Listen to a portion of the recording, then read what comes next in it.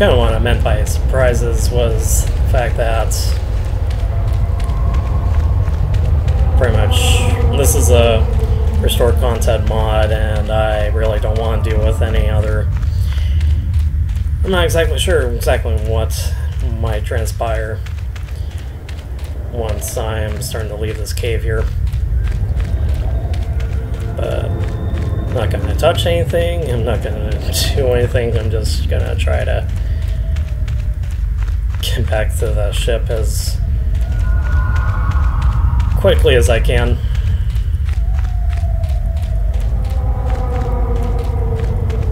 As we're finally about to enter back into the valley. Enter back into the valley of the Dark Lords.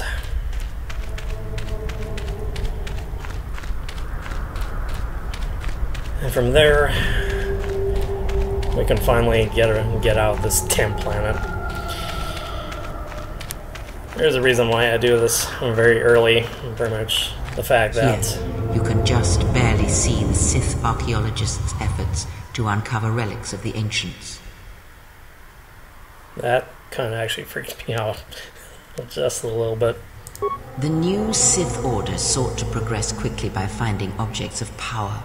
I can only imagine what was lost forever due to the carelessness of these excavators. Now the excavation has been almost completely undone by 5 years of wind and sand. So does Korriban protect its secrets. Alright. Just not gonna touch anything. Not gonna touch anything. Just gonna be like that kid in the museum. Just not gonna touch anything. Alright. Pretty much out of all the planets, Korriban is probably the most annoying planet of them all. And gets a little bit easier from then on out.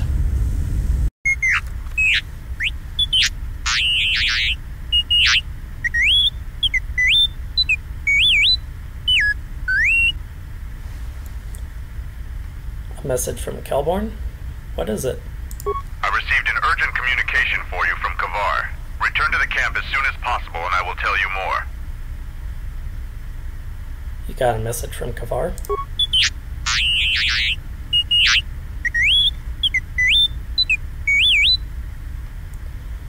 Yes, we should return to the Mandalorian camp as soon as possible. What do you mean, Pazak? What, again? This is Ronto Scrag. What house rule says I have to go first?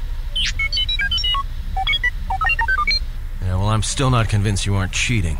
Warning, if you draw another ±1 card, I will enact assassination protocols. This droid is cleaning me out.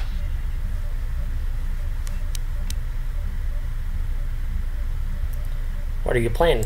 Pazak. Well, I'm playing. It's cheating.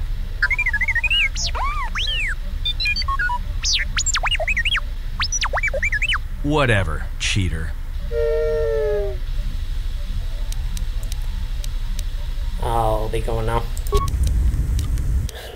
Just disregarding that little spiel. Statement. My memory core has suffered some damage. Statement. Yet somehow, a gap in my circuits makes me feel as if I should remember you. Statement. This is all the more important since during my routine inspection of all potential escape routes from this vessel, I made an interesting discovery. Observation. The navicomputer is voice-locked. As a consequence, you are now responsible for course corrections and astrogation. Statement. That is indeed a great burden. It also raises many questions. Query. Why would someone lock the navicomputer? Answer. Presumably to hide where one has been. Statement. I believe you've been somewhere. Somewhere you wish to keep hidden.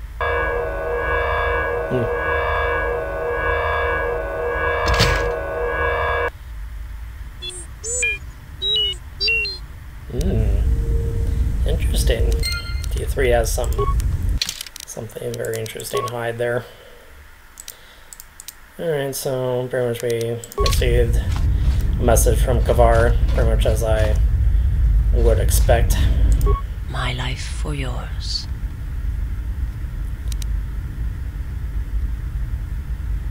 I want to teach you some of the techniques I have learned in my travels. I am prepared for whatever you wish to teach me. I understand now. I shall practice what you have taught me. Cool. Learn that. My life for yours. Can I teach you anything? No. I don't think so. I don't think there is anything left to really talk to her about. Yes, General? And nothing for him. Statement. Master, I must express some degree of concern. As I have studied your actions, looking for potential vulnerabilities to exploit, I have found several. Vulnerabilities? Statement. You seem disposed to helping others, not harming them, as I have come to expect and anticipate from organic meatbags across the galaxy. Mercy and charity are not weaknesses. Statement. Oh, Master, please, of course they are. Any time you inconvenience or jeopardize yourself for another, it is a vulnerability. In any event, I feel compelled to point out that your self-destructive path of pacifism and sacrifice will only lead to your doom. That may be a trifle melodramatic, but frankly, it is something that all Jedi should hear. And I have been rehearsing the speech for some time. Why are you studying me for vulnerabilities? Statement. Master, it is nothing personal, but professional pride dictates that I keep a running tally on any potential weaknesses in my masters. And of course, the weaknesses of any other sentient meatbags, droids, or other targets who are in service to my master. That still doesn't answer my question. Hypothetical. Master, it is entirely possible that one day you may no longer be my master, and that my new master might get jealous of our prior relationship. It has happened before. As a result, I have a responsibility to know your weaknesses should I be required to assassinate you. You don't have to call me master. Statement. Oh, I am aware of that, Master. I simply use it to give you the illusion of control and obedience. Humans often need such comforts until the end comes. What do you mean, the end? Consolation, Master. Everyone dies eventually, and not all of them by my hand. Even droids die when not routinely maintained, sadly enough. But until you do, you answer to me. Statement. Of course I do, Master. Until the end.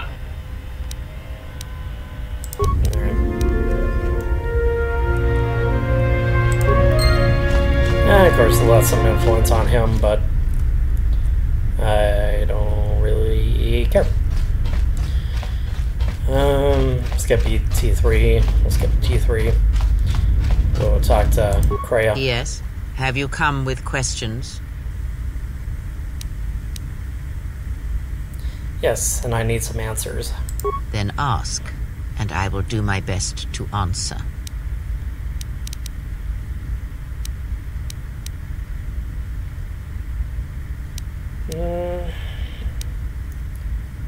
See here. I thought more about the destruction of Visas's homeworld. And? Her entire planet was destroyed. She has no home left. Ah, without a home, another exile. Her people are not prone to violence, war, or hatred, yet their planet is obliterated, scoured from the face of the galaxy, and all that remains is a Sith. Well, for people all see through the Force, that maybe someone wanted to blind them. The Mandalorians were right to respect you on the field of battle. The Jedi are gone, vanished. Now, an entire planet of Force sensitives wiped clean of life. And now this slice of the galaxy is blind. It is no coincidence. The two events are tied. Someone wants the sector of the galaxy blind to the Force, so they can move freely, or strike without warning. I fear you are right, and I fear it may prove more than that. War is a hunger, and there are spirits in the galaxy whose hunger is never satisfied. But there is little to be done about it now. Watch the seer carefully. She may reveal more. I had other questions. Ask, and I will answer.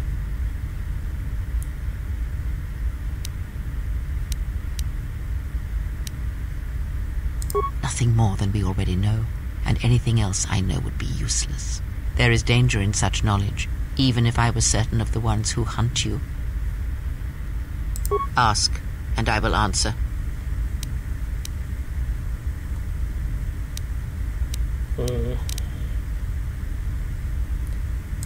He, if he can truly be called a man any longer, is one of the dark lords that pursues you. I do not think he knows what you are. Not yet. He spared the Miraluka, and that may have been the last shred of feeling that exists within him. Keep his slave close to you. I suspect there was a reason he spared her, and perhaps a reason that she survived when the rest of her people and the Jedi did not.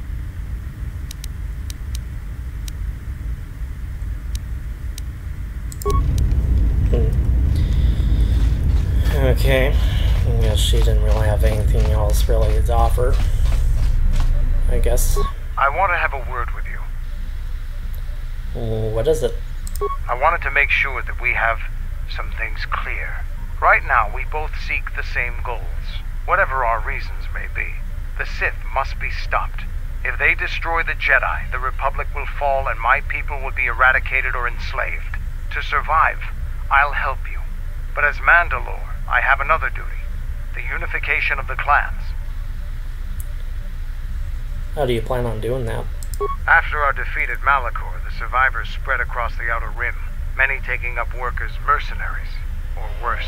But they cannot have fallen so far that they will not recognize a new Mandalore has been chosen. One who will restore our people to glory. I'll fight beside you, but I'm warning you, don't get in my way. I'm not asking for help. I'm just asking you to let me do this. Cross me, and I might have to reevaluate our arrangement.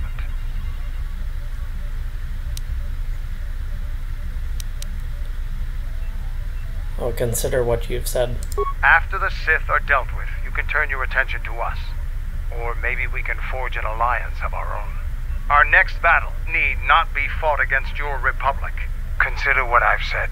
Now, is there something else you needed? Are you certain other clans will follow you? We have suffered defeats before, but none like our defeat at Malachor. Our spirit may have faded, but it hasn't died. It will burn bright again, like a star in the heavens. Why haven't the clans come together earlier? The end of the Mandalorian Wars was something new and unknown to us. Revan fought us like a true warrior and defeated us on our own terms. Revan embodied our philosophy and showed us our own weaknesses. Then he exploited them. It was a painful lesson.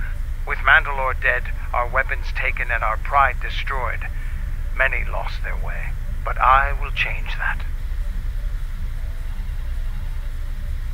Hasn't anybody tried to do that before you? Only Mandalore can command the clans.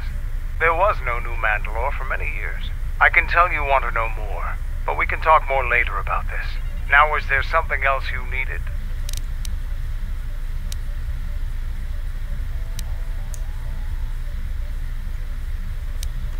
Never mind. Alright. Now that pretty much Korriban's pretty much out of the way, we will be eventually heading on over to back to Duxon. We'll see Something up? But we'll have a game with Bazak with Adden. Sounds good to me. I'll deal. Alright. Still don't have any really good cards to go with, so we'll just stick with this.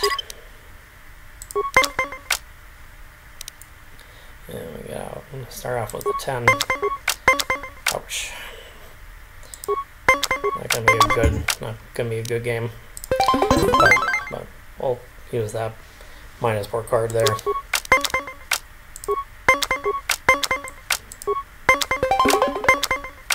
And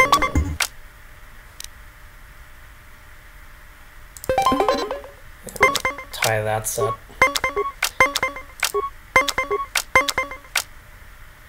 Not going so good. Let's go and stand and let him win. Let's see here. Try for +3. And we win that second set. So we just need something a little bit higher. Yeah. We'll let him win that second one there.